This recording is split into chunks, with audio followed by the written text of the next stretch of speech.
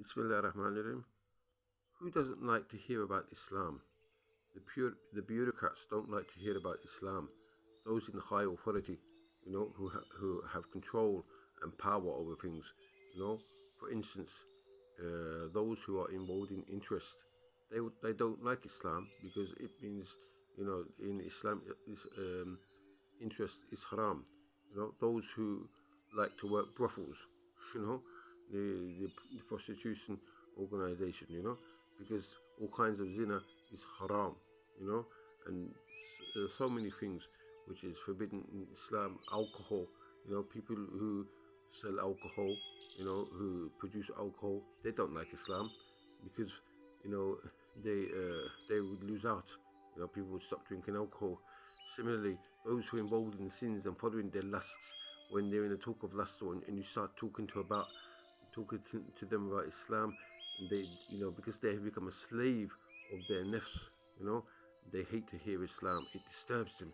Just when they're in the middle of a sin, you come and start telling them about Allah and about paradise and hell. They hate you for that, but it doesn't matter. Because it's the command of Allah subhanahu wa ta'ala to enjoin the good and forbid the evil, So whether they like that or not, they will and they have to hear the message.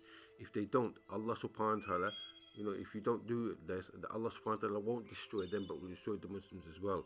The example of the two people who boarded a ship, and the ones on the lower deck, they dug a hole in the ship to get water, and all of them would drown if that was to be done. So the people on the upper deck has to stop them. That's a perfect example. So if Muslims do not get up and do the work of dawah, the punishment of Allah will descend upon the earth. And do not think that these earthquakes and these hurricanes, and the volcanoes and all kinds of calamities, fires, catastrophes, do not think they're just coincidence. Do not just think that they're natural phenomena. Behind them is the powerful command of Almighty Allah.